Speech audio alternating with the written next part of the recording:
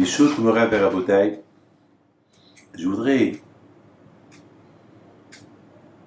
vous raconter une très belle, un beau machal que j'ai vu dans un livre.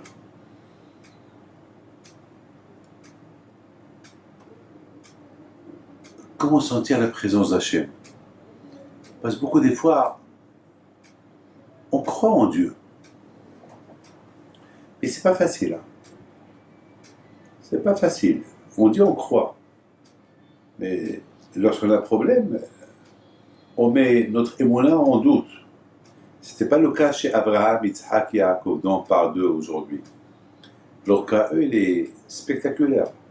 Eux, jamais ils ont dit à Hachem pourquoi. Le mot pourquoi, il n'existait pas chez eux. Il y avait une émouna en Dieu, aveugle. Ce qu'Hachem il leur a dit, ils le font.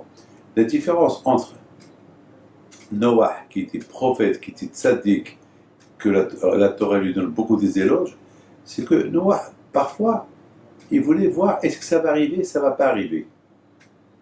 Est-ce que Hachem lui a dit ça va arriver? Alors, il croit pas. Il dit, mais chez Abraham, Yitzhak et Yaakov, chez eux, ça n'existait pas. Comme par exemple, quand je vous ai dit à Abraham, tu sais que tu auras un enfant.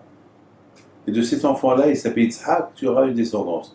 Et après, il lui dit, tu prends ton fils, tu l'égorges. Il aurait pu lui dire, pourquoi? Tu m'as dit que de cet enfant-là, je vais avoir un enfant, que je vais bâtir une descendance qui vont te suivre, et maintenant tu me dis de l'égorger. Avant, je t'ai dit que Ishmaël vit devant toi, ça me suffit. Maintenant, tu me dis, mais là, même ça, il n'a pas dit. Il a accepté. Il s'est tué, il n'a rien dit. Donc, mes amis, alors, c'est Abraham plus, c'est ça le message qu'on apprend d'Abraham. Ça veut dire que si vraiment on veut aimer Hachem, un amour aveugle, il ne faut jamais se poser de questions. C'est pas lorsque tout va bien, alors je crois en lui, lorsque ça ne va pas, je le mets en doute. Je mets ma foi en doute. Non, c'est pas ça. Donc c'est la raison pourquoi il faut vraiment beaucoup travailler sur soi, que notre émouna, notre foi en Dieu soit vraiment la émouna sincère. Alors il y a un exemple que j'ai lu, un point, on appelle ça le point de la vérité. Il y avait une fois deux voisins, un qui était riche, un qui était pauvre. Et le riche, il avait un beau cheval. Et le pauvre, il a décidé un jour de voler le cheval du riche. Il s'est dit, jamais le riche va venir le chercher chez moi. Donc je vais le voler. Donc un jour, il le vole et il le fait rentrer chez lui. Le riche, il se lève, il ne trouve pas son cheval. Il ne le trouve pas. Bon. Il a cherché partout, il n'a pas trouvé. Et dans sa tête, le cheval, il s'est enfui. Et un jour, il passe de l'autre côté de la maison. Il n'a pas l'habitude. Il voit là-bas son cheval. Mais il est devenu maigre. Il est méconnaissable. Mais lui, il a reconnu son cheval. Et puis, il tape à la porte, personne ne l'ouvre. Et avant de voir le porte qu'il arrive, il lui dit, dis-moi, c'est mon cheval que tu as chez toi. Il dit, ton cheval? Mais t'es fou. Mais qu'est-ce que ton cheval, à toi, il fait chez moi? Viens voir comment il est mon cheval. Il est maigre.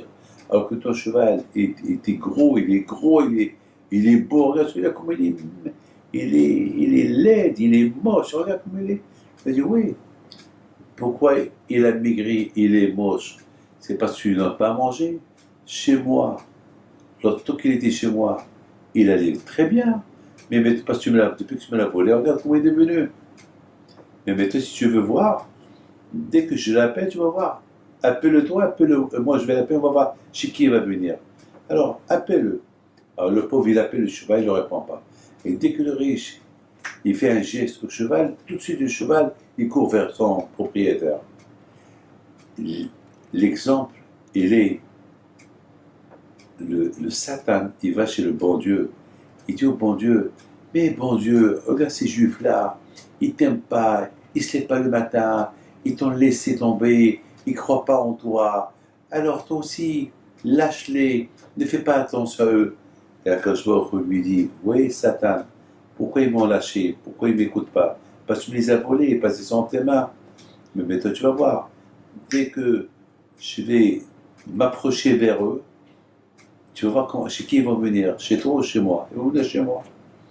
Donc c'est pour ça qu'on dit Hashivino, Elech Hashivena Shuma, Hadeshavil Kotin. Demande à Kadosh Baruch Hu, aide-nous, appelle-nous qu'on retourne vers toi, parce que là on est entre les mains du Satan, on est entre les mains du Tzara, alors c'est pour ça qu'on s'éloigne de toi.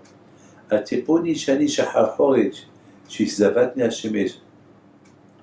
Il dit, je te vois l'air, ne vois pas parce que je suis sale des fautes. Parce que le soleil m'a tapé à la tête, parce que le Satan, il me tape dans la tête, il m'a rendu dingue.